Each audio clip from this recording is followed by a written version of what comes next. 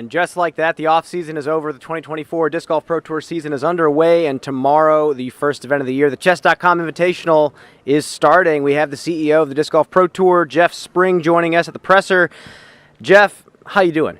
I'm doing great. Can't wait for this event to kick off. Regular season starting, and a whole new year storyline. So glad to be back. Thanks for asking me some more questions, Brian. What does the winter look like for a CEO of a sporting organization? It's the busiest time. You know, I get questions from people who are like, oh, the season's over, so you're just taking a lot of time off? Not really. You know, we just have a lot to do. I'm planning 2025 right now. In the off season, we're just like implementing the last phases of preparation for 2024. Big production, 60 employees, you know, everybody's churning to prepare for the season. So for an admin staff of the Disc Golf Pro Tour, our executive team, it's the busiest time, I think. Getting over the hump of starting, then we get into, you know, more planning for 25 and so on. But our ops team is hitting, you know, a busy stretch too. They're going to be on the road all year. So that's maybe, it depends on who you are in the organization. Let's talk about some of the elephants in the room. Big changes in media and scoring. I know the platform was kind of overhauled for the Disc Golf Network. Hopefully some big changes that give us a higher ceiling for the future. Can you talk about that? Yeah, I spoke to it a little earlier this week in a couple interviews, but the technical side of our new partners and what we're delivering for the Disc Golf Network is very solid. We had higher concurrent viewership for All-Star actually than last year, so it was working well for a lot of people. That said, you know, there are a few access and compatibility issues that we've worked really hard to address, a couple little bugs. We feel like it's going to be a lot smoother sailing this weekend and then going forward. So once you get logged in and get to see that new live DVR, 60 frames per second, higher quality picture, that, you know, folks will be excited about the upgrades. Standard price stayed the same. So, you know, 95+% of the content plus these upgrades, same price. And we're excited to debut our new Pro subscription, which is a lot of extras. And I think we've seen a lot of people take us up on that. And we're excited to have extra streams, Tournament Central post game, you know, some stuff just for that Pro subscription. In terms of stats and scoring, really excited to be partnering with Statmando and the PDGA this year. And, you know, we're debuting, I think later today, actually, our new landing page for events with scores and stats. So DGPT.com for DGPT live scoring, powered by PDGA and Statmando. So looking forward to that. Worked really well last week, and looking forward to start scoring some tournaments with it. Thanks for that clarity. And question about the All-Star weekend that we just had here. Yeah. Unfortunate conditions, Right. two straight days of rain. Yeah. Talk about the operations team's lift to have to get out here immediately after the event to get it playable for this week. Yeah, incredible effort. I mean, it's a heck of a way to start the season. I think last year we were in Tucson and it actually snowed one of the days we were there. So seemingly wherever we go, you know, maybe a little bit adverse conditions start. But the team led by Phil Delaunay, assistant tour director, and our crew have worked a lot, putting in hours in support of the Olympus DGC team. Nick Carl has been unstoppable, you know, just moving around this course, putting a lot of material places, and, you know, finally dried out. We're hearing today that it's playing great, hoping that the weather holds. And shout out to Jeff Corns, TD of Chess.com, and his crew for helping. But it's been a real team effort, and it was really significantly, you know, I think affected by those torrential rains. So it was necessary, and I think the players appreciate it too. Question about the format of the All-Star event. I think there's a lot of chatter about just the tournament itself or the event itself. Any thoughts on changing the format and changing maybe the date of the event as well, maybe middle of the season at some point? And also, one last question, does it have to be at a gold level facility like Olympus? Yeah, you know, we transitioned this year to start here in Florida, and we're working with a couple other venues that originally in Orlando. We decided, hey, let's condense it this year. So likely, you know, moving away from the same venue for All-Star like we've had it in the past at Tucson. That wasn't at a gold level course. I don't think it needs to be. I definitely would say I think we are looking at changes to some of the format. We want to create, you know, a compelling viewership, and I think we've had those moments. I think back in Tucson, Eagle throwing in from under a tree, for the win, that kind of stuff. And then, the skills competition this year was great. So we that said, we are looking at making some big updates, and I can't really speak to what they will be, but we're listening. We hear people. I think you're going to see some changes.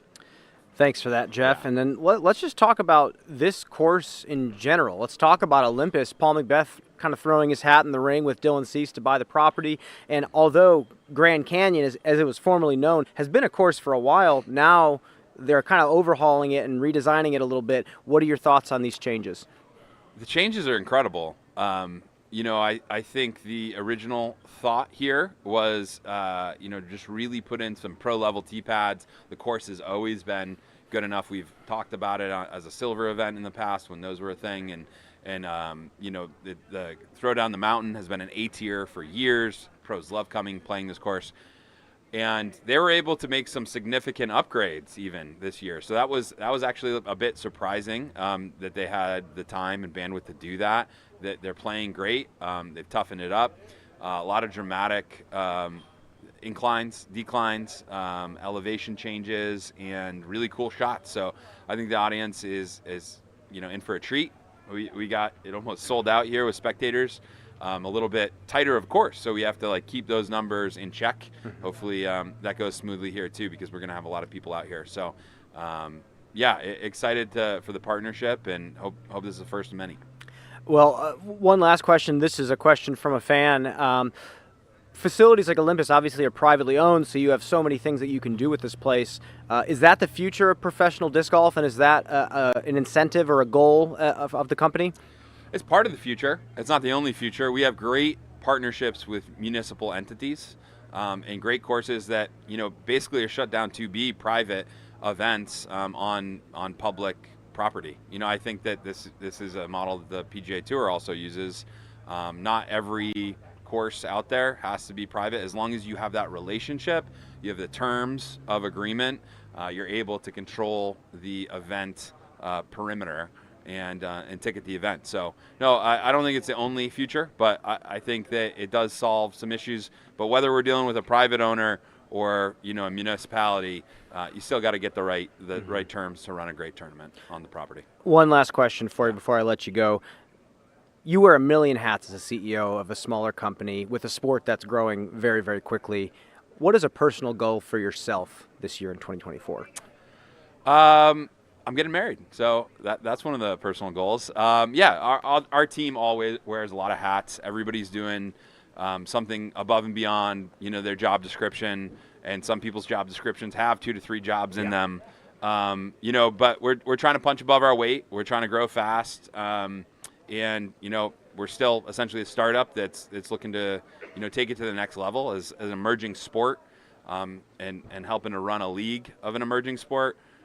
We believe that we can, transcend that label eventually one day. We believe in spirit of disc golf, community of disc golf, and also just the high-level competition and some of the incredible athletes being marketable, enjoyed by millions of people across the world. So I don't know if I answered your question directly, you did. Brian, but you did. Other goals, there's a million, but I think I hit the high notes. Okay. Thanks, Jeff. Thanks for your time. All right. And with that, we'll be right back in just a few.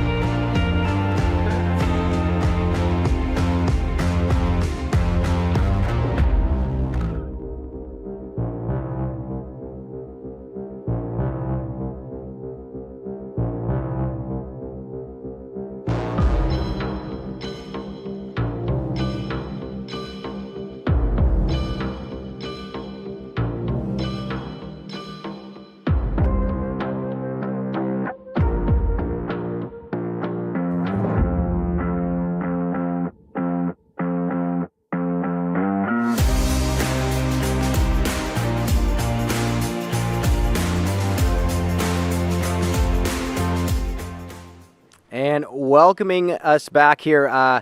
Ricky Wysocki joining us. Ricky, you just mentioned to me you're soaking up the sun on the beach. You just got back doing a little yoga session. How was that, and are you going to be doing more yoga this season? Yeah, I just, go to the beach and stretch out and just enjoy a little off day. Just, I played the course for the past week straight for the All-Stars and then for the last couple days of practice. So I just wanted to go out to the beach and enjoy some alone time and just walk in the water and just kind of recover the mind and get ready for a long week here at the chess.com. Well, let's talk about your off season. Let's talk about your training. You're one that a lot of players say works harder than most still after all these years. How do you feel about that statement? Were you still working hard this off season? Yeah. So I always take a month off from the right when the season ends to just give my body time to recover. I don't really work out much, just kind of relax.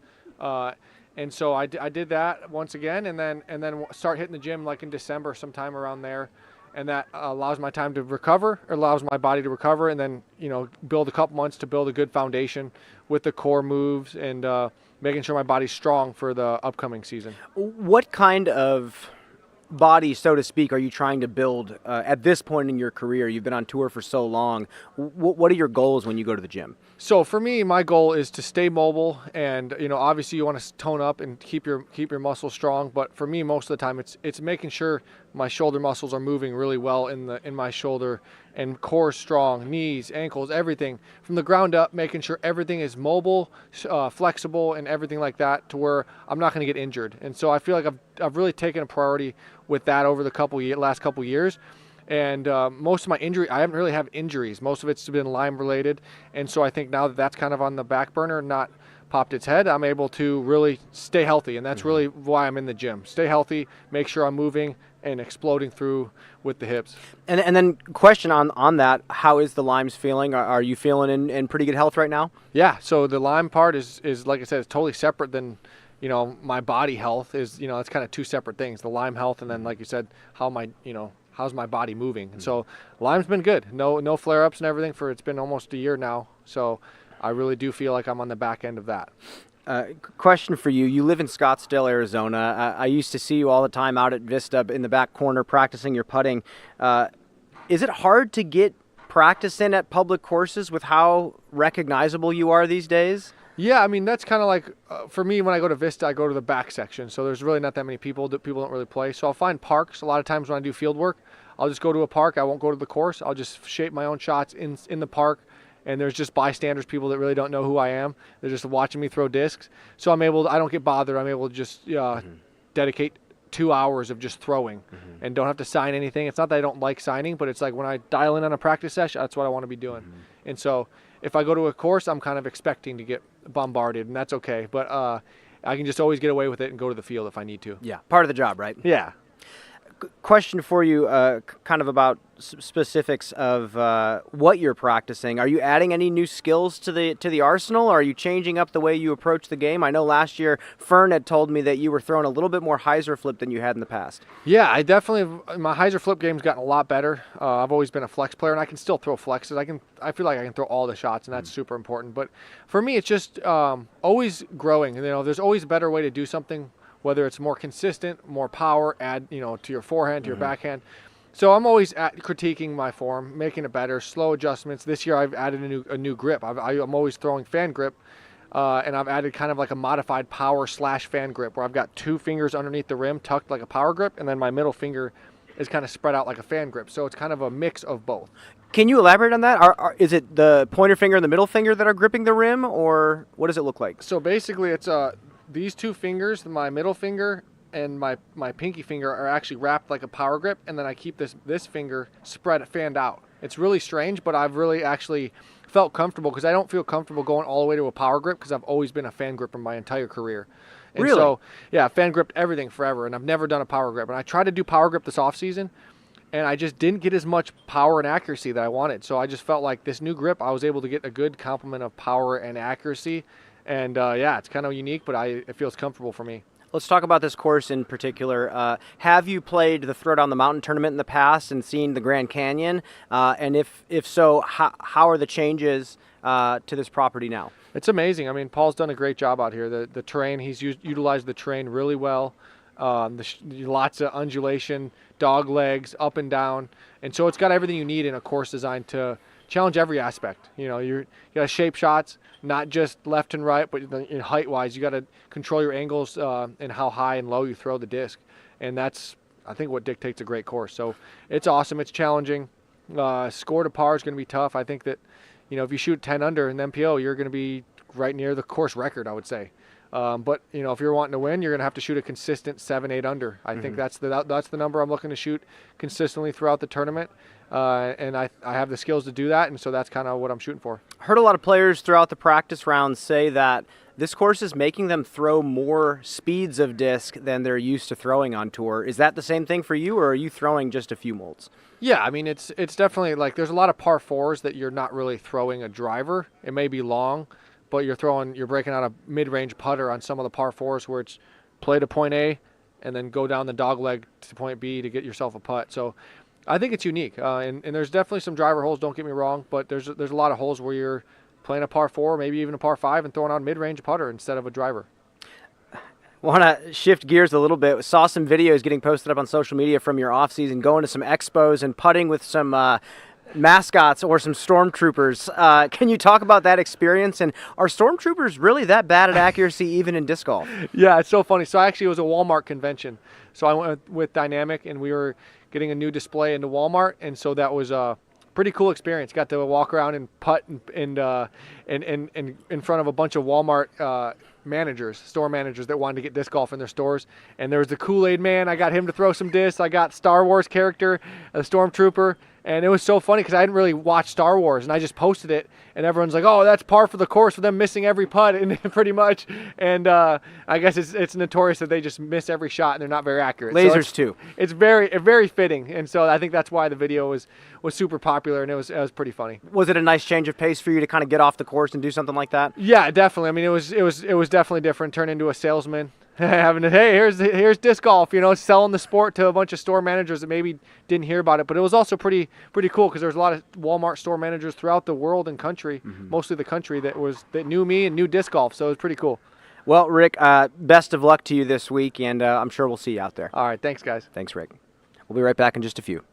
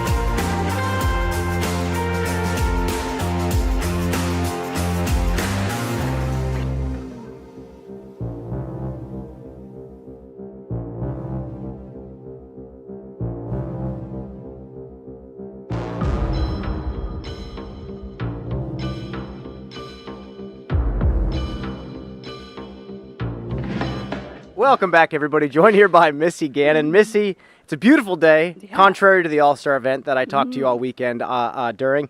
How are you feeling? How's the course treating you this week? I'm feeling great. Yeah, I've been here since last Monday, so I got not just practicing for the All-Stars last week. I actually did play the entire course as well, and then I got to play 2 rounds yesterday and the day before. But today was a rest day. It's a big course. It's long, but I feel pretty good about my game plan. Talk about the course design from an FPO perspective. It's a different course slightly. The baskets are in different places. What is your assessment of this place? I think it's great. I think it's fair. I think it rewards both the distance throwers and the people that are more accurate. You can score the same as some of the farther throwers. I think they might have a little bit easier of a time on some of the par 4s where I might have to throw 2 drivers to get to the basket, where they might not have to disc up as much, but I feel so confident in my drivers, and that's kind of my game anyway. So I think it's a great mix for the entire division.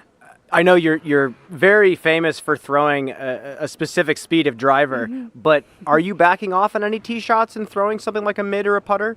If I could think through anything specifically, I mean, sometimes I'm deciding to go to like a fairway driver, but I just feel way more comfortable off the tee with a driver of some sort. And they kind of fly like mid sometimes, but they go a little farther. So, sometimes it really helps me, and then sometimes it could bite me a little bit, but it's really all about just being comfortable off the tee. Definitely.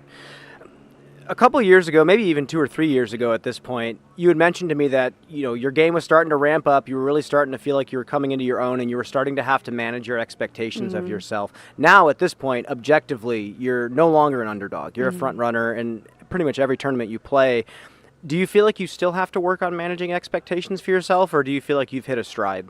It's always funny coming back into a new season. Like, you don't think anything really changed with your mindset, whatever, but you kind of just have this feeling of like, I don't know, maybe I'm going to act, feel differently this year. But for the most part, I think that I just really enjoy what I do, and I'm so fortunate to be able to make this my career and the success that I've had. I'm so thankful for all of the opportunities that I've been given, and I try to remember that on the course, and I don't, if one bad shot happens, I'm still very, very lucky. Well, we were just talking about this before the interview. You said, we go coast to coast every single year, and sometimes we don't capture the memories because we get caught up in things. You said you might want to start scrapbooking to remember some more things. How important is that to you after all this time to actually be able to look back on something? Yeah, I think during like the off seasons, I found myself, especially this off season, kind of reflecting back and just,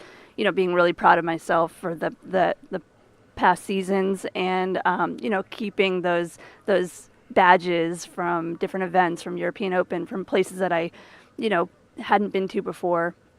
And I have like my the caddy bib up in my office at home now, and just those little things, holding on to those things and trying to remember, and keep those precious memories sort of in the forefront. Well, do want to ask you now, we got some of your friends standing over on the side from Pensacola, Florida. We got Alyssa and Paige over here. You live in Pensacola now. I do. You bought a house out there. You have an office now. Yeah. How does that feel, and how is Pensacola? How is the winter? It feels great. It feels nice to finally have like a solid spot that doesn't have snow. But yeah, it was a great time to kind of settle in and feel what it's like to be a homeowner, and it actually consumed a lot of my time. I didn't plan to play disc golf for a while after the Pro Tour finale, but I didn't play for like 2 months, and I didn't feel bad about it. I had a lot to do, and it was great to be around friends and just be able to hang out. Well, I got to ask a much more serious question now, Missy. On the broadcast last weekend, there was a lot of talk about Tom Seven as well, being an incredible caddy and a very committed caddy. Yeah. But there's a rumor going around that in the distance field, he threw 609 feet. Yeah. Is that just the tabloids talking, or is that a real thing? That's real. That's not internet distance. He he legitimately threw. We set it up. We had Ella out in the field with a disc, just like they did during the distance competition. We had a rangefinder right at the end of the tee pad, and he said it's the best throw he's ever thrown. And I've seen almost every one of his throws, and I would have to agree. But it was amazing. It was amazing, and I wish I had it on video, but yeah, it's legit. It's legit. He's always been really, really good at disc golf. We learned at the same time. We came up through, the amateur fields at the same time, and then it just happened that I was the one who ended up touring full time. Well, it'll just remain a legend now Yeah. Of that shot. Yeah. With that said, this year, how much is he tapping into your game and giving advice when you ask for it? Is he that kind of a hands-on caddy? Yeah, definitely. I mean, most of what we do happens in the practice rounds, so that's when a lot of that talk will happen. During the rounds, we've already set a game plan. Sometimes things don't go the way that we had planned, but it's really when I'm in maybe a tough spot or I'm scrambling or whatever, him just giving me that confidence in whatever choice that we make. But really, yeah, that's pretty much it. We try to dial it in beforehand and kind of take whatever the course gives us after that. But yeah, he's there for support. He knows my game unlike anybody else, and probably better than me, honestly. So it's been a dream to have him with me all the time. Well, I'm going to ask you one last question. We're going into a brand new season. What are your thoughts on setting goals for yourself, both macro and micro? Do you have any, or do you just live day by day in the present? I try to live day by day. I don't really like having expectations. I think I do expect a lot from myself. I've always been somebody that wants to push myself as hard as I can, but also understand that it's okay to make mistakes and, just learn from them and don't sulk about them. Move on and try to do it better next time. Missy, thank you so much. Good luck this week. We'll see you out there. Thank you. We'll be right back in just a few.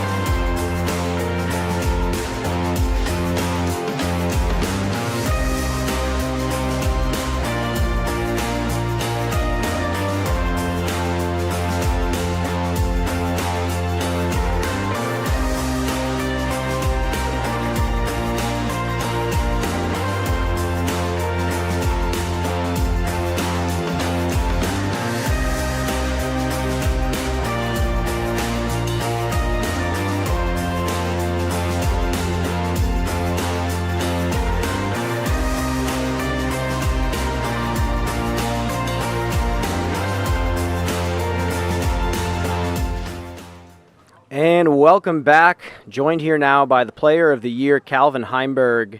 Calvin, I guess you're home. So hi and welcome. How you feeling today? Feeling pretty good. Just got off the course from my last practice round. Got a great day, and yeah, everything feels good out here. Talk about the practice round. How's everything going out there, and how are the course conditions? Yeah, the course is in great condition compared to where it was a week ago, or whatever, not even quite a week ago. It's dried up really well, and I know the staff has put in a lot of time making sure that all the walkways and stuff are adequate for walking on. So course looks great, and yeah, I think it's primed for a good weekend. Hopefully it doesn't rain too much on Friday. Fingers crossed for that. Talk about how you're playing this course this week. How do you feel out here? Are there any spots that make you uncomfortable, or do you feel like you have an answer for everything? I mean, so this is a new layout. I've definitely played out here quite a few times, but they did quite a few tweaks. I feel pretty comfortable in most places. Kind of babying the forehand, kind of tweaked the elbow a little bit a couple weeks ago. So that kind of puts me in a pickle in a couple spots, but luckily I think this course is pretty right-hand, backhand friendly. So I think as a whole that won't hurt me too much, maybe a couple approaches, but I think I feel pretty good. I feel like I have a good understanding of where I need to be on the course, and it's really just a matter of execution. Some of the greens are pretty tight, so a little bit off on approaches, it could make for some tricky obstructed putts.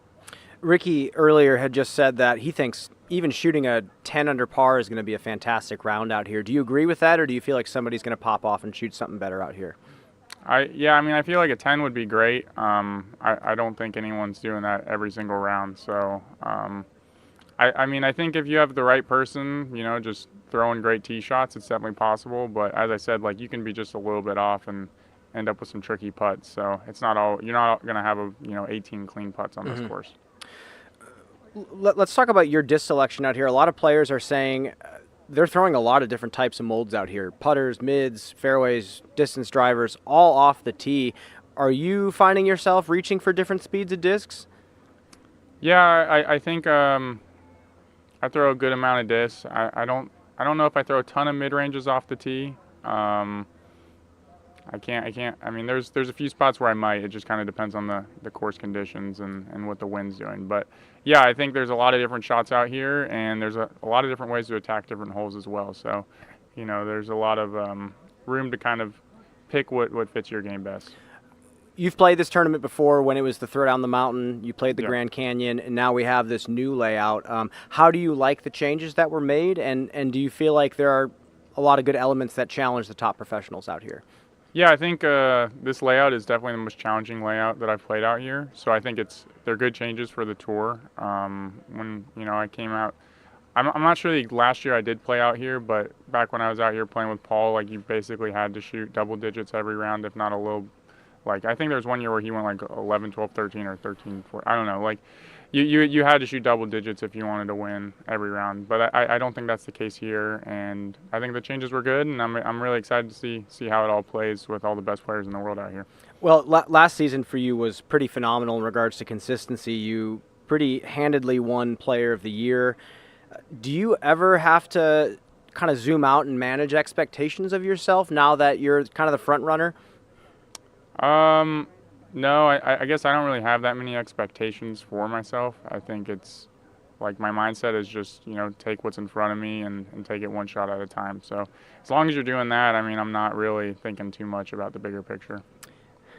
At the All-Star event, you mentioned that you were entered into the distance competition and you were not thrilled about it. You threw a couple of big drives.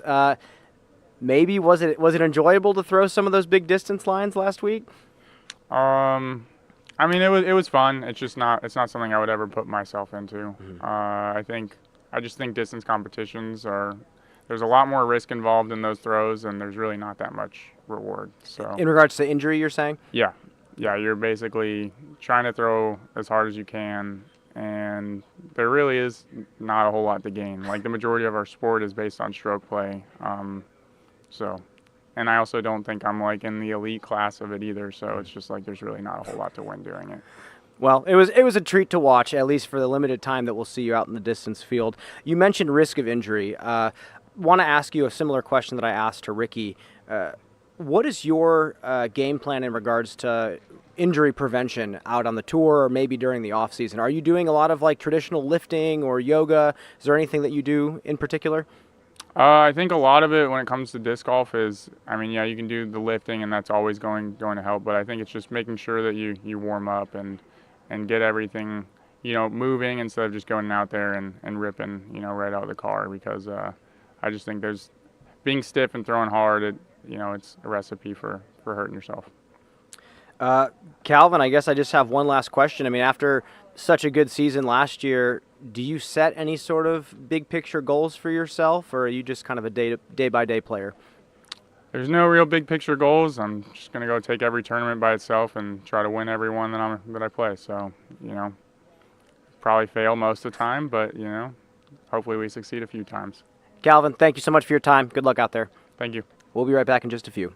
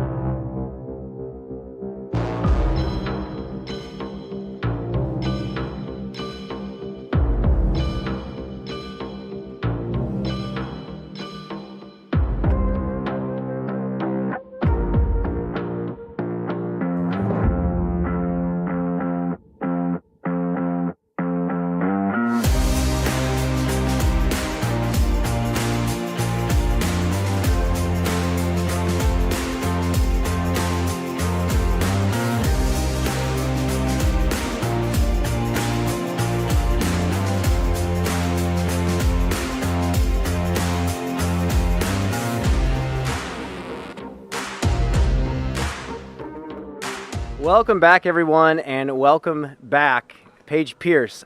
Thank you for joining us today, Paige. How you doing? Thanks for having me. I'm excited. We're here in Florida. You're home, and we're here at a course that's been around a long time. And I'd like to ask you: have you come here in the past? Have you played Throwdown the Mountain? Did you play this course in any previous iterations? Yeah, I've played it a few times. I think the last time I came was probably like around 2016. I'm not for sure on that, but yeah, I played Throwdown the Mountain quite a few times, and yeah, been playing with Pam and Sandy and Courtney McCoy, and yeah, it's Elaine was at those. So yeah, it's been a while, but coming back, like remembering, they haven't really changed a whole lot. So it's really cool to like feel so familiar with a place, but also like, wow, it's been a while. Obviously, you've seen this place before, but it's pretty spectacular to come to a place in Florida and see the elevation change. Do you remember the first time that you came to this property and what you thought of the terrain here? Yeah, I think back then I wasn't really thinking, like generalizing like, oh, Florida's flat. I just was a youngin' that had just hit the road trying to start playing professional disc golf, and I was just happy to go to any new course. And yeah, I guess based on everyone else's reaction, like, oh, is Florida usually not? Like, I knew it of beaches and stuff, but like, Florida is also a big state that's got a lot of stuff going on that people don't know about. So, yeah, it's more elevated than I remember even. And also, I hope that translates on camera this weekend, because it's actually like really severe. Getting to every single tee pad, you're like out of breath. Well, question for you: how are those walks to the tee pad? How is your leg doing? My leg's doing good. I don't think, when I'm saying that, I don't think it's about my ankle. It's more just about like stamina. Yeah. But luckily, that's what I've been working on. Going uphill and downhill is really good for like building flexion. So I've been doing that a lot. We have these sand dunes in Pensacola that we've been going to a couple times a week and just like running up and down them. So yeah, that part is not too painful. I think, yeah, I just got to watch my step and make sure I don't do anything. Yeah, just pay attention when I'm walking. Not a bad thing to tell yourself. Yeah, pay attention. Totally. Well, you took a little hiatus to heal, and total freak accident. You spent some time just trying to recover. Now we're playing this week. Has your game changed at all? Have you started taking different lines, throwing different discs? What does your game look like now? Yeah, I think to certain people, they won't notice, but I think to someone like you, you'll definitely notice. Like my disc selection has changed quite a bit. I used to be the type of player that would like club down and just throw it harder. I love, if it's between a mid and a fairway, I'm always going to choose a mid and just rip it hard. But now I'm actually doing the opposite. So I'm clubbing up because I'm not quite getting as much power or distance. So I'm clubbing up and just letting off a little bit. And actually, I'm really happy with how that suits at this course, because there's a lot of low ceilings where those glidey mid-ranges aren't going to work because the low-hanging Spanish moss and under these beautiful live oaks. So yeah, I'm actually happy because clubbing up to that passion, getting myself a little bit more speed but less glide, it's actually working out really well out here. Well, you just mentioned a disc that you got to design, the Passion, which has been received very well by the community. You just got a new one that came out, the Drive, which also is a great flyer. Can you talk about kind of what you were looking to do when you made that disc? Yeah, the Drive is a disc that I've been wanting for a while. It's I was throwing like either a Surge SS or a Zeus last year, and it's kind of right in between those for me. So if I pop it on a hyzer, it's going to stay on that hyzer. It's not going to flip up. But when you throw it on an Annie, it does hold that line and gets the late hyzer back. So it's a really good distance flyer that you don't have to like manipulate and turn over hard to get that full S flight, which again out here is amazing. All these shots off the cliffs. Yeah, I'm probably throwing it on 10 plus of the holes out here. So it's really cool. I know that you've thrown a lot of old molds from Discraft because you've played for them in multiple eras. Any older molds of Discraft that inspired the design of this disc? Yeah, kind of like the Surge. Yeah, we actually retooled the Surge and thought, hey, should we just retool a Surge? So I have a couple of those that are test runs, and it wasn't quite what I was looking for. So we went ahead and just made a new one, but it was kind of inspired by Surge SS. Yeah. Do you enjoy that process of designing plastic? I think it's so cool. And yeah, just like how quick their turnaround time is too. It's like, you know, I say one thing on the phone on a Tuesday, and by Friday I have a new run in my mailbox. And it's like, you know, just, it's, the whole process is just like a dream come true. Like, yeah, it's Well, amazing. I want to ask you a question, Paige, about that time that you were away from the competitive scene. We're going and going and going on tour and playing tournaments, and there's not a lot of time to sit and think. But during those months that you were at home, you had a lot of time to think. Yeah. What emotions were you feeling, and what were you thinking about during that time? I feel like I've gone through almost every human emotion since July 12th. Yeah, I would say the biggest thing has just been patience and realizing like feelings are temporary, and like letting the bad ones go, but you know, and not trying to hold on to the good ones, but you know, when the good one goes away, chase another good one, you know. And that's what happens out here disc golf, you know, like literally throwing a disc. It doesn't even matter if it's your shot. You're on a card with 3 other people, and it doesn't matter if it's you or a card mate. You see a good shot fly in, you feel so many things, you know. It's like, oh, it's gonna go in. Oh, it hits the tree. Ah, and it's just like, you don't get those feelings when you're not playing disc golf. Like, yeah, anyway. So whether it is, dang, I hit first available, oh, I'm going to take a triple bogey, it's like, you still feel alive. And that's something my weird wife, Ayla, tells me all the time. It's like, you're alive, you know? Like, and so, yeah, just taking the good with the bad and feeling through everything that happens. And, yeah, it makes the good better when you feel the bad. I know exactly what you mean. Thanks for that clarity. And with that, any goals you're going to set for yourself at all this tournament and this season at all? Yeah, this tournament, I don't have any goals. I just kind of want to see where I have, like, I think 8 or 9 days off after this. So this tournament's just like an experiment, trying to see where I fall and what I need to work on, or, yeah, just having fun. And no goals for this one. But overall for the season, I want to win a major, at least one, hopefully all 4. But yeah, last year was my first year since I won my first major in 2011, and every year since then I've won one except for last year. So, yeah, just want to, yeah, maybe just, there's Papa Macbeth. Congrats. The course is awesome. Paige, Yeah. thank you so much for your Win a time. major. Win them all. We can feel your excitement from here. We'll see you out there this week. Good luck. Thank you.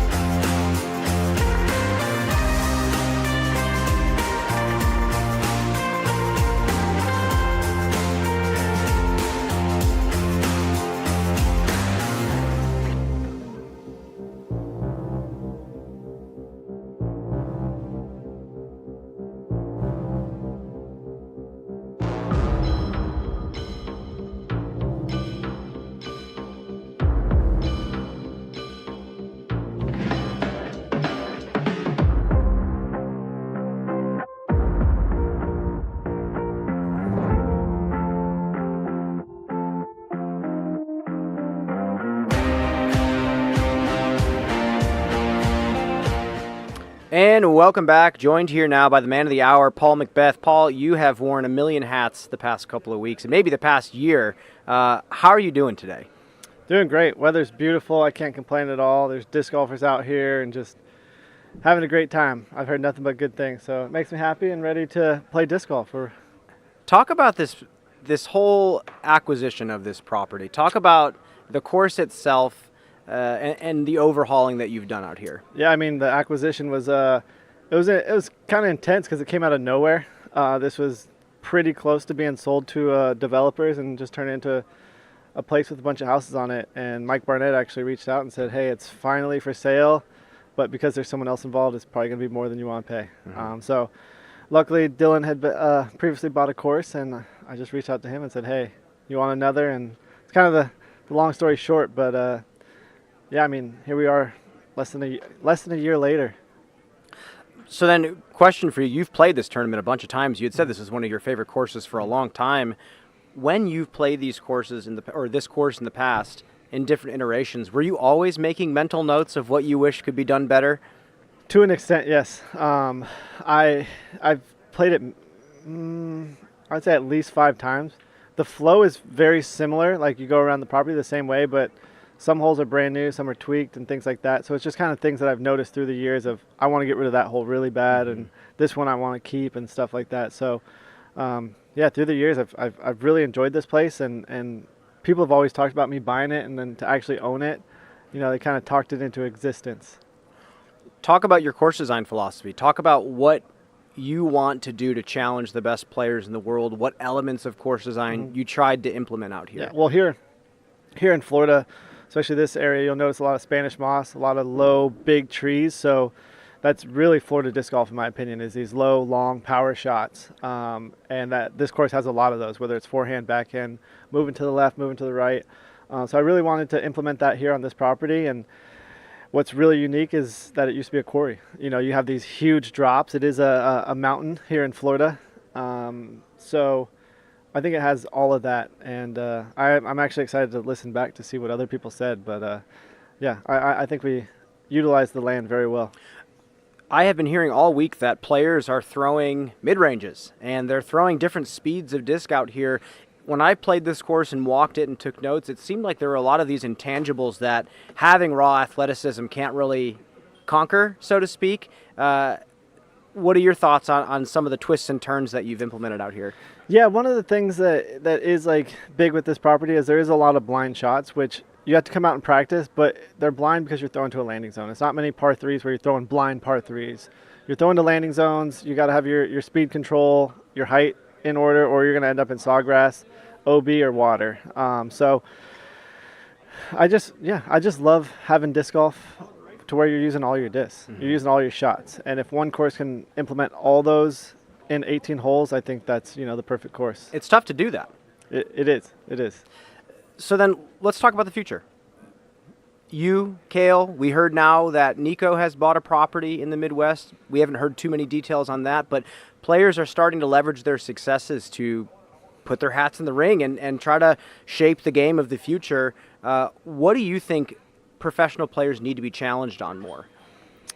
Well, I mean, as far as like running a tournament, private venues are definitely a lot easier. You can do a lot more. You don't have to go through the city parks and things like that. So you can, you know, pro tours come out here and, hey, we need this cleared out for spectators. Okay, it's ours. We can clear that out and fix it and do things like that. So that's definitely been a big benefit. But I think, I just think it gives so much freedom because the 3 people, well, the 2 besides myself you named off, have so many years of experience and have played so many courses. So we've seen what's fun, what's challenging, what not to do. I think we're able to implement that, especially when it's our own. And when it is your own, you take a lot more pride on it. You know, like when someone says, I don't like this, it does hurt a little bit more, but that's how you learn and grow. Talk about the artificial out of bounds out here. Did you feel like there were any spots that you felt like had to have the artificial out of bounds? And what parts are really just separating fairways? Property line is kind of in play on a couple holes, and that's just something we can't really help. We've maximized this property as much as we can. And then I know 12, 13, 14 have basically dividing fairway. That one has to be there, or else people are just going to be playing it way wide into another fairway, and we want to prevent that. I wish we had a little bit more room, but that's what we got, and artificial fairway comes into play, and it does actually challenge the hole a little bit more. And then right now, I love the pond aspect. Like we have it on 18. We have a couple more that we'll probably dig in throughout the year, and 17 has one as well. So I love the natural OB in that sense, but for now it's string until we have more time on this property. Definitely. And you guys have pushed this event through fairly quickly from when you acquired the property. It looks phenomenal. How satisfied so far are you? I mean, it's incredible. Nick Carl's been out here every day before the sun's come up and left after it went down. So he's been out here putting in hours. Jeff, the TD, and the crews that have come in and out, and the volunteers have been putting stairs out here the last 3 or 4 days since the All-Star event came through. Like this place got trampled, and you wouldn't even know really. Right now, there's a little bit of extra water in some places, but it's dried up very well. And it's just incredible work. And I think, less than 4 months, we've actually known that we were an event. So that's when we really kicked it into high gear and got ready for a pro tour. Bravo to all of the groups and teams that have come out here to shape this place to what it is right now. Question now, you're a player. we forget that sometimes. You dealt with a shoulder injury. Not to say we've forgotten about you, but we haven't seen you in the last half of 2023. How is your shoulder? How's your game feeling? What's the season look like for you? So it feels great. Not 100%, but feels great and improving every day. Putt feels great. Like my game feels really good. The only thing is I don't have the flexibility yet in my shoulder, so I'm lacking the big distance. Forehand's solid really, but it's really getting it up. I don't know. I just need to get my distance back because it was 4 or 5 months of not throwing, and I just need to remember that timing and getting all that stuff down. Like I'd say 450, 475 solid right now, but it's hard to push it past that. Like I'm not getting to 9. I'm not getting to 9. So we'll see how that goes, but everything else feels great, and I'm looking forward to it. I'm looking forward to competing. I'm ready. As soon as this finishes, I'm going out and going to play with AB and Adam and trying to beat them. Well, I got one last question for you. It's some pretty good competition to go up against now, but you designed a new putter, the Kratos. It's a beaded putter, and historically, you really haven't putted with too many beaded putters. Am I correct? I won my first world championship with the KC AVR back in the day, and then I grew up using just a basic AVR, so I wanted to go back to that beadless, and the easiest way is win a world title and then you get a disc. So I got my own putter, and then since the Luna, I still putt with the Luna, but I love throwing the Kratos. Just that extra finish at the end, just a very consistent finish. I still carry the Luna, I still throw the Luna a lot, but it is just a different shot to where I'm not leaning on a zone as much on some of these shots. But is that a putter that you're trying to work into your arsenal as a putting putter? I think if it gets windy, I'll pull it out. I do have a couple. I brought some at home. I use the Kratos a lot for putting, but I think it's going to have to be the elements that would make me change. Paul, you got a lot of things going on. You got to go practice. Good luck this week. Thanks for your time. Yep. Thank you, and can't wait to see the chess.com people here. We'll be right back in just a few. Didn't even talk about that.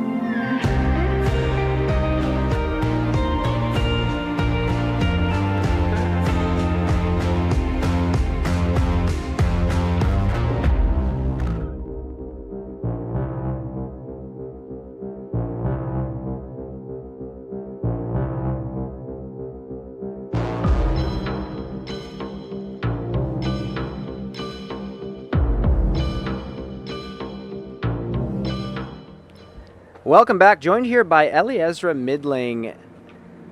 Eliezer, you're here in Florida. You're going on tour. You're 16 years old.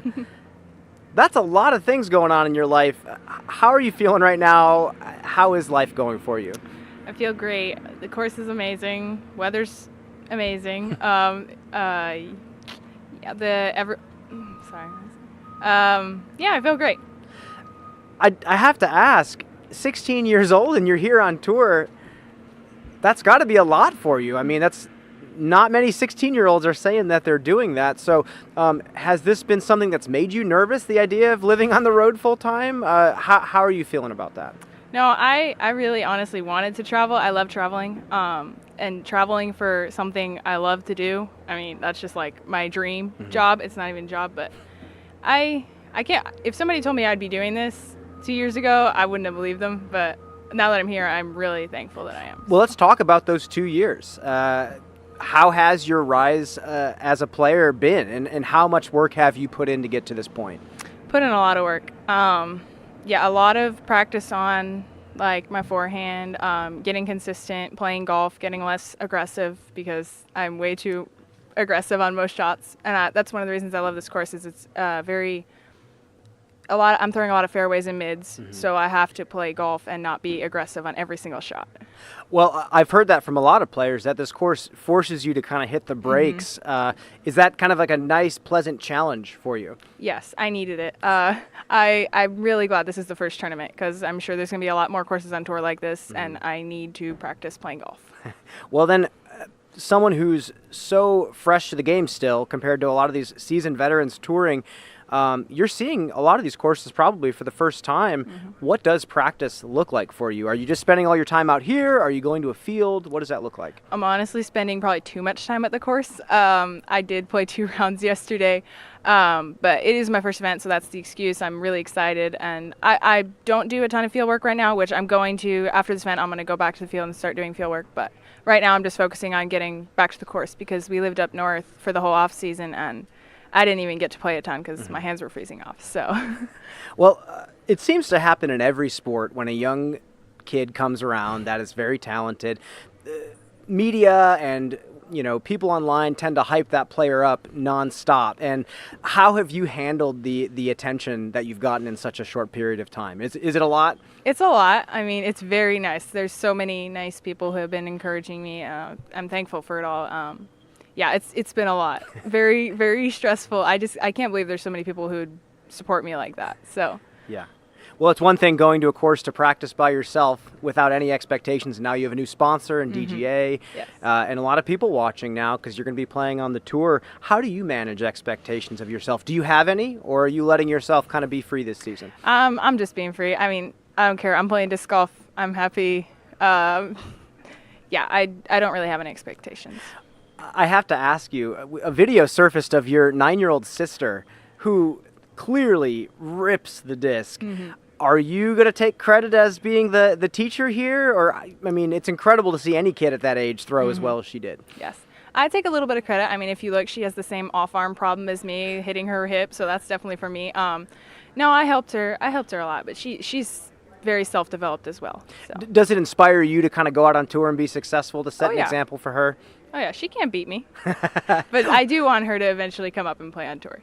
Well, let's talk about that off arm. I mean, last year you came up to me at Throw Pink and you told me, I am jamming my off arm down so hard that it's actually hurting. How is your left arm doing, and have you made any adjustments in the off season to it?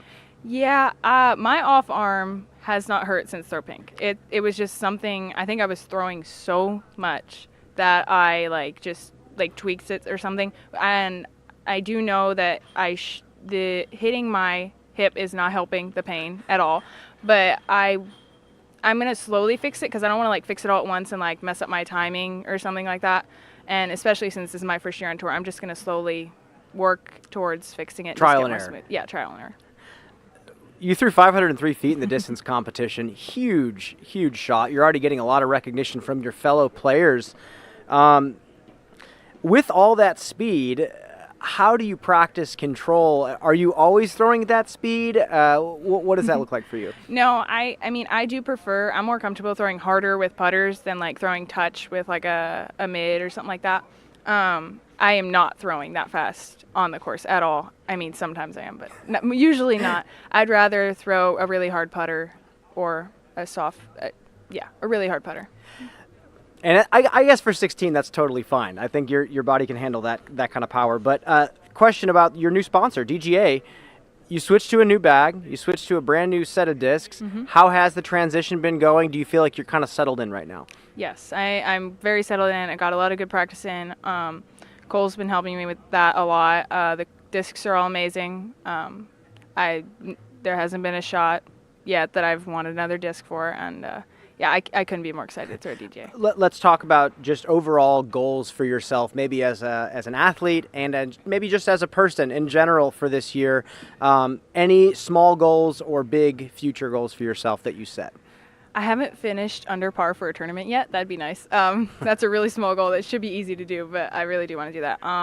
Maybe not on this course, but at some point. I mean, I would love to win, but I mean, I don't know. That probably won't happen this year because I'm learning so much, but definitely want to get under par for a tournament and just play good, clean golf at a tournament. Yeah. Well, Ellie Ezra, thank you so much for your time. Good luck out there, and we'll see you out there tomorrow. Thank you. And we'll be right back in just a few.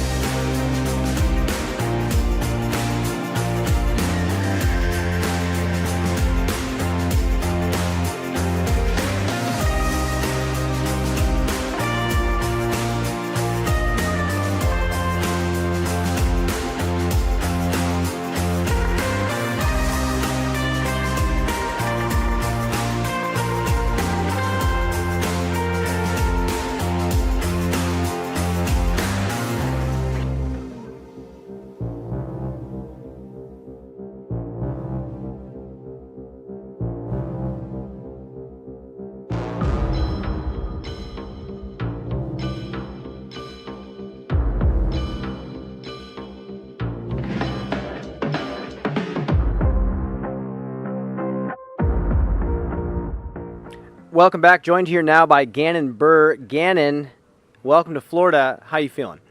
Good. It's really warm out here, but the allergies have kicked in, and that's not fun, obviously.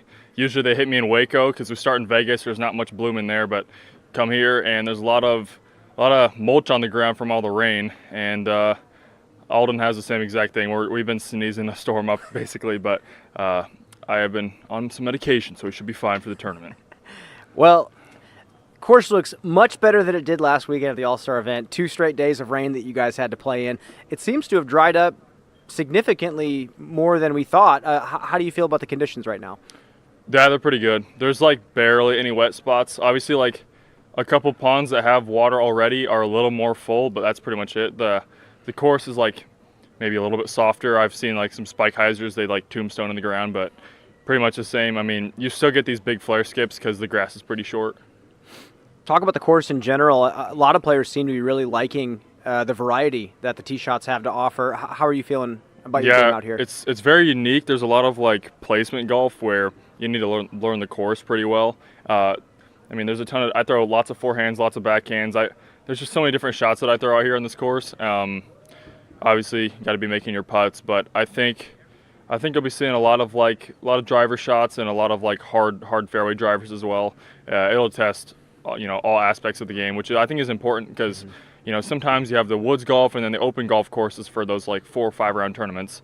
But sometimes if it's wide open, it's just one backhand friendly or spike hyzer friendly. But this course, like, you wouldn't really consider it a woods course, but there's a lot of different shot shapes you have to throw. You can't really get away with just throwing wherever you want. It seems like there's a gap or a ceiling you have to beat on almost every tee shot. Is that accurate? Yeah. There's a lot of like kind of early on, like, okay, at least got to get past that, and then there's like almost a step 2 of like, oh, then you have to start fading, or then you need to get a late turn or something like that. You you lost a few discs in practice in some sawgrass. I just wanted to check in. Were you able to recover any of those discs that you that you lost? we got the frisbees. Thanks for that. I want to ask you a specific question about a hole on this course. Hole number 17. There's the left gap that you can take, and there's kind of an uphill bailout gap you can take as well. I've seen players look up top and think about grenade. You're the first player that comes to mind. Have you toyed with a grenade off the tee on 17? I have not. I don't know. I don't really have a flat driver to do it with. I think it's important to have like especially if you want to throw far grenades, you got to have like a flat, really overstable driver, and I just don't have that. I have a splice, which is a fairway, but it just doesn't quite go as far. I can still throw grenades pretty well, but the flight's a little bit different. But I mean, I'll just be throwing up the left gap, I think. I think something like kind of overstable and bailing out left, and then depends where you're at on the second shot, but you can throw a forehand in the green that kind of is like fading up into the right, give yourself a 30-footer, but I mean, kind of just stay away from the OB. There's a lot of it on that hole. I overheard you saying during a practice round this last week, I need to stop growing. You do look taller than last year. Is it actually a problem for your throw, or are you just joking around? Maybe. I don't know. Then I look at people like Calvin, and he's accurate, but, I've just been having struggles the last year and a half, 2 years of just like being really accurate. I just feel like I've lost it kind of. My forehand's really big right now. Literally over the last couple of days, I just kind of been tweaking some form. Putting is still working on it. My putters right now are a little bit straighter than my old ones, so that's definitely an adjustment I have to make. But yeah, I mean, you're going to lose some slots, you're going to gain some slots with a new bag, and I think I gained a lot of important ones, especially in the driver and fairway driver lineup. That's going to be really important. You always publicly seem really hard on yourself, but with all this extra exposure over the past couple of years, how do you manage expectations of yourself? Are you easier than you give off? I don't know. I mean, it's funny because like I call Isaac my biggest rival in the sport, and we're sharing Airbnbs for the entire year. So I mean, I was out there putting, and then Alden said he waited for me to stop putting to go out and putt, and then I wanted to go back out to putt and then not leave until he left, just to like, I don't know, be like, hey, I'm gonna practice more than you. And then Alden's like, don't go out there, man. He waited for you. I'm like, fine, I'll respect it. But I think there's definitely that kind of like pressure I do put on myself. I mean, when you can win tournaments and you've proved it before, it's not just like I've gotten close. I have won quite a bit in the last few years. I've also had a lot of bad finishes. I just want to stay consistent, and I mean, my number one goal is to be in the mix every weekend, because that's just the best way to get yourself out on the cameras and keep your name in the loop. I mean, you won, I believe, 5 tournaments last year, and you told me earlier in the week that, yes, those 5 tournaments you felt like you played how you're supposed to play, but the rest of the tournaments you felt like you lacked a lot of consistency. Is that just trial and error? Or is there something specific that you're working on to improve that? It just seemed like my backhand form was just never there last year. It already looks a little bit better this year. It seems more like how I want it to be. I mean, even today, the whole week I've just been trying out new forms, so I'm hoping today I can just keep it out. And I'm through 7 holes right now. Luckily, hole 7 ends right here, and my tee time was perfect, so I just hopped over here and took this conference. And then while everyone else is waiting for me on hole 8, we'll get back to that soon. But you know, I'm like 1 off the lead. Gavin's got me by 1 stroke right now, but you know, I can't let I got to win the drink. We're playing for a drink. Well, for me, it's just water, because I'm on a no sugary drink thing. So. Oh. Are you starting to clean up the diet a little bit? A little bit. It helps being at Airbnbs, because I got Gavin, which is a pretty healthy guy. So we went to the store, and I was like, just get double of whatever you're getting, I'll eat it. Because that's the issue. Is I just don't know how to make stuff. So if it's put in front of me, I'll eat it. Well, whether he likes it or not, he's taking on the personal chef role this season. Good luck to you, Gannon. Thanks for your time. We'll see you out there. Thank you. We'll be right back in just a few.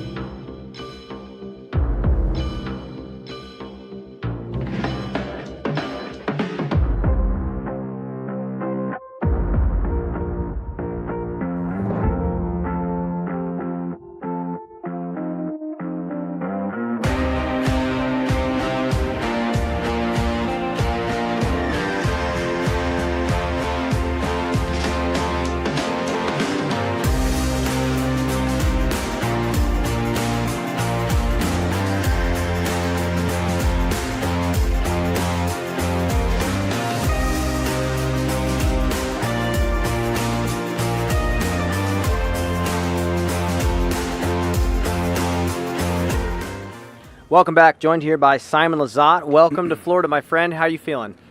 Feeling great. Just got back from Puerto Rico last week, and from 185-degree sunshine to 70-degree sunshine, can't complain. Puerto Rico for just a vacation, honeymoon? What exactly? No, my wife's cousin got married, so it was kind of like an extended wedding trip for us. And you know, Puerto Rican families, they do it the right way. Awesome trip. Talk about your history here playing this course. Have you played the Threat on the Mountain property before? Have you played the Grand Canyon in previous iterations? I played 2019 Threat on the Mountain, and I actually just rewatched my performance and was mind blown. I was very entertained by my approach to the game back then, which sometimes I'm like, I don't remember what I used to do on the courses. And if you watch the final round, 2019, Throw Down the Mountain, that is prime Simon Line madness. I just throw freaking Skamahawk, sky rollers on every hole. Like, it makes no sense. And I was like, wow, that was me, really? No wonder I finished in 30th every tournament. But I got the legendary shot on 18 and missed the putts. That one still stings. There is some history there, and I've heard this story being told all throughout the week. Relive that moment, and maybe for the fans that are newer to disc golf, what happened? On 18? Well, I was shooting terribly. You can, if you watch the round, you can see I gave up after the first couple holes. I was just having fun, trying to be entertaining and put on a show for the people that were watching. Terry Miller was filming. So I thought, might as well, if I'm not going to be in contention, I might as well just try some stuff, which that was always my style. And we get to hole 18, I'm like 30 strokes back of the leader, so I was like, man, here's my shot. You know, back then I was 5 years younger, so I was still young and fast, had no worries about my arm or my shoulder blowing out, and I just hit it on the perfect line. I threw a first run PD2 back then, and we had a couple people down here in the valley watching, and the disc was up and just in the air for like 10, 15 seconds, and suddenly we hear cheers coming from down here, and we were like, unbelievable. Like, when I stand up there now at the tee pad, I'm like, how would anyone even attempt this? It seems impossible. And then I missed the putt, and I remember it actually hurt. Like, usually, of course, it's kind of like funny, and I don't really care, but that putt actually was like, man, I think I almost like lost a tear. Did you ever lose actual sleep over that moment? Oh, no. Okay. No, it was like a 10-minute thing where I was like so disappointed, and it would have been such a cool story and like such a finish and style move. So yeah, it was disappointing. I wish I could have had that one. Well, a legend regardless, and now that we look at the tee of 18, it looks like the gap has shrunk significantly. Maybe it did a bit. It's hard to remember from 5 years ago. It looked like you took it a lot higher in the past, and now Yeah. it seems like you're pretty much forced to go straight down the hill. Let's zoom into the course in general. How do you like the changes that Paul's implemented since you played here in 2019? Yeah, the course, I mean, the property is so unique. It's so special, so cool. And the course went kind of from unique and fun to unique and annoyingly hard. So he just kind of like stretched those holes out. I mean, the property is used from one corner to the next. Like, they maxed it out. And the new holes are freaking hard, man. There's some hard holes out there. This is one of those courses where you can play well and just get a par on every hole. And like, it doesn't feel like you're making mistakes. So yeah, it is very challenging. In some cases, in my opinion, a bit too challenging, and we lose a bit of the fun aspect that I always seek. A couple pin positions I am in a bit of a disagreement with, but it's like just minor tweaks here and there that I personally would have done different. But what the staff has done here in the last couple of weeks to make this Pro Tour ready is unbelievable. Huge shout out to everyone who works out here. Yeah, I think it's been a pretty similar sentiment across the board. Very challenging, very tricky course. You're close enough with Paul and have played enough with him. Do you feel like he would take the criticism if you went up to him and told him what you liked and didn't like? Paul and I always had very different approaches to life and disc golf, so I don't think he would necessarily listen to me. He will ask me what I think of it, but I don't think he'll listen to me telling him to cut that one tree or branch or move that basket off the scary slope. That's the way he likes it. He wants people to suffer. Well, I think he might do just that this week with this iteration. But with that, you are one of the players that could also throw your hat in the ring and do something similar to what he did. Kayla Visca's done. Sounds like Nico has done something similar. Do you have plans in the future to buy a property to build a disc golf course? And if you do, is it going to be a gold level, or are you just going to build yourself a fun palace? I mean, it all depends on if the right place shows up at the right time. And it's just hard to plan ahead because you never know what's going to happen when. And there was actually a property this off season that was for sale. It was an old golf course with a clubhouse and like 90 acres. And it could have been so cool, so fun. I was like set to buy it and turn it into a disc golf complex with a pro level course, with an amateur course, and with a total beginner course. That's the dream for me, to have like a complex with multi-level courses. But of course, no, I want I definitely want to put my signature on a course that is like Pro Tour level, just to have it my style and see what it's like. I think there's a lot of people that would love to see that in the future, but for now you have to play. You're going to be competing. How does the game feel coming off of a winter up in New England? Yeah, pretty good. I was so looking forward to this event because, I mean, in contrast to the Vegas tournament, which was usually the first, this is like a wildly different type of disc golf we're playing. And I thought it'll be so fun to like just play like shorter holes, not have to throw your arm out on every hole. But man, I didn't expect them to max this course out like this. This is a long course, and especially the hikes in between the holes. Man, it doesn't get. This might be more physically challenging than Toboggan at Deglow. I mean, it's up there. So yeah, this course is no joke. Game feels fine. I've been doing a lot of putting practice, so the putter's feeling hot. Other than that, you know, there will be some rust. I think everyone will have some rust. I'm a bit sad that I missed the All-Stars because that's like the perfect opportunity to like shake off the rust. But then seeing the weather last weekend, I was also kind of glad that I missed it, sadly. I felt pretty bad for everyone involved there, but show must go on. And we'll see how the game feels tomorrow. I think we're going to have some wind tomorrow, so it'll be double interesting. Chris Dickerson told me that the most important thing about this course is conditioning. How does your conditioning feel? And playing a practice round here, do you feel like your legs are going to be able to hold up? Yeah, I've played 2 full rounds so far. I might go out again after this interview to play a couple more holes, because this is one of the few courses. There's a handful of courses I've played in my life where I don't feel like I have it locked down after just 1 or 2 looks. There's some holes where you're like, the positioning is so key on where you want to be, and especially where you don't want to be, that it takes like 3, 4, 5 looks to really know this course. So I think the people who actually played multiple practice rounds are here are going to have an advantage over some people who didn't practice as much, because this course is also unique because this is such a driver's course. Like, it is all about, okay, let me say it like this. Most courses we play on tour are about how many of your chances are you going to take. This is more about how many chances are you going to get. So that makes this place unique. It's all about placement off the tee here is everything. It can be so easy, and it can be a total nightmare. Well, thank you, Simon. Thank you for your time. Good luck out there this week. We'll see you this weekend. Cheers. And with that, we'll be right back.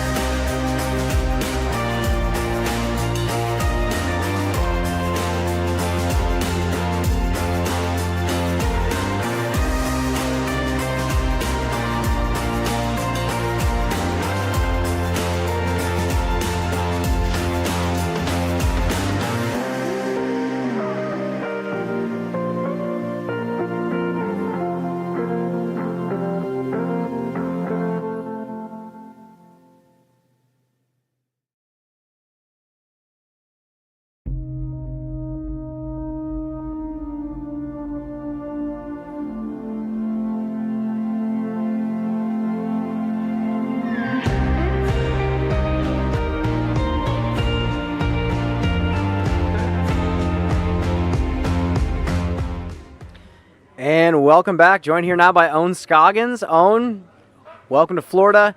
We saw you last week. You played in the All-Star event. A little bit different conditions last weekend. Just reflect on 48 hours of straight rain and having to play this course in it. How was that experience? I was way exciting this weekend. I'm not gonna lie. I'm like, can we just switching? No, I'm so happy. We're not gonna play in the rain, and I can see my game is already different than last week. Thank God. It was a very unique weekend, that's for sure. But now, like you said, the course has dried up quite a bit. How are you feeling about the course now, and how do you feel? Oh, I love the course. I mean, a lot of hole is very challenging, but I feel like if you play smart, it should be okay in this course. Like, I feel like hit the gap, play smart is the key, and play up and down. You know, like you. I'm pretty sure like people like we practice this court enough, and we know how is up and down the course is. So you're gonna see probably low score. I'm pretty sure we can see a lot of low score this weekend.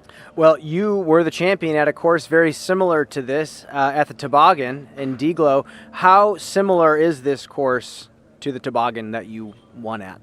I feel like this court is harder because whatever Great Lake Open course, I feel like that one is more easier, but this one like is a lot of gap, a lot of up and down, a lot of, I don't know. I feel like it's way harder. It should be good course for all of us. Even it's harder, but it just like I said, if you hit the gap, you should be able to make a birdie out there. Just want to do a quick check-in on your injury. You said you weren't 100%. How do you feel now? How does your arm feel? How does the forehand and backhand feel? When I practiced with my friend this morning, I only throw 1 or 2 because I feeling I'm kind of like feeling hurt my arm. Like I said, it's not gonna go away. I always feeling it in the morning, the middle, the night, whatever. It's just gonna take time, and what can I do? You know, it's just gonna cross my finger, I guess, and hopefully not get worse than this. If it get worse than this, I'll probably have to take some. We'll see how long I have to take off. But so far, I'm okay right now. Just go through it. You practice your putting on the putting competition course for the All-Star Weekend for 4 hours. What does your practice putting look like this week? This weekend, probably 150 per day because on the Star Weekend, it's just entering whatever, how exciting, you know. So I'm like, I can practice long. So after that, the next day, I feel like very sore and hurt my arm. So that was not smart, but I guess it's worth it.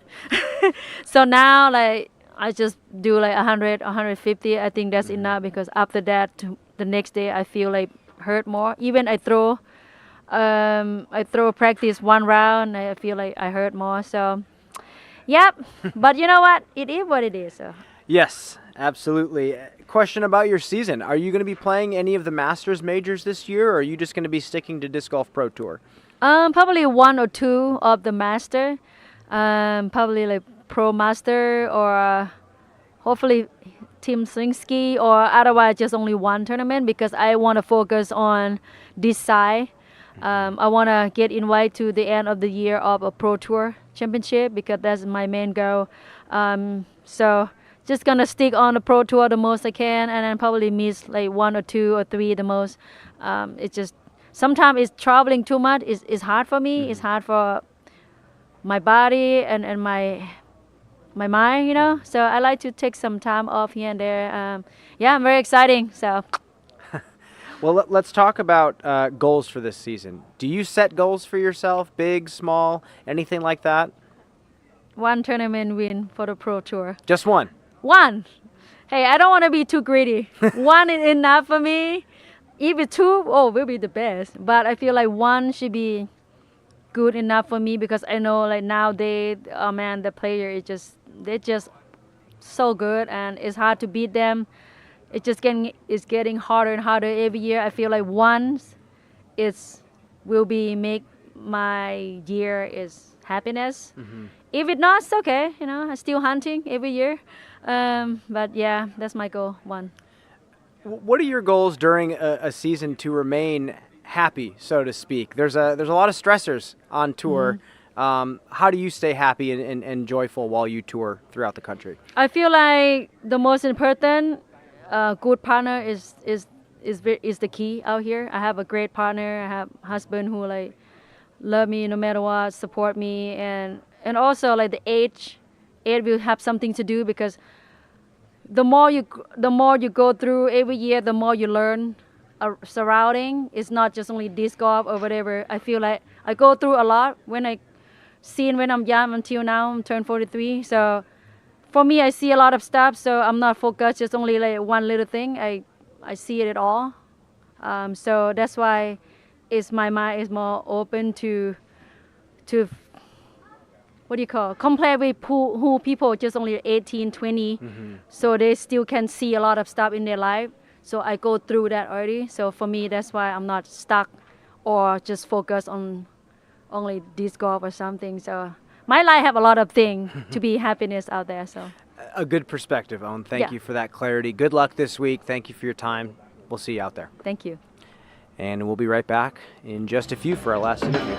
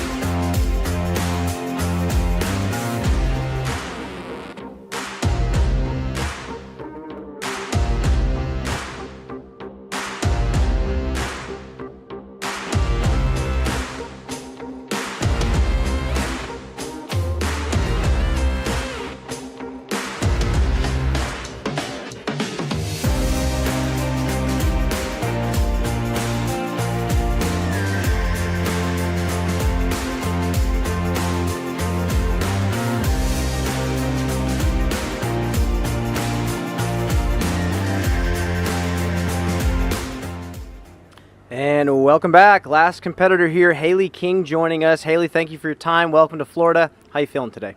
Oh, it's awesome. I love Florida, so I don't know, just happy to be here. You spent some time down in Florida this off season. Am I correct? Yeah, I came here for like a week or two in December-ish time to come hang out with the Double Eagles crew.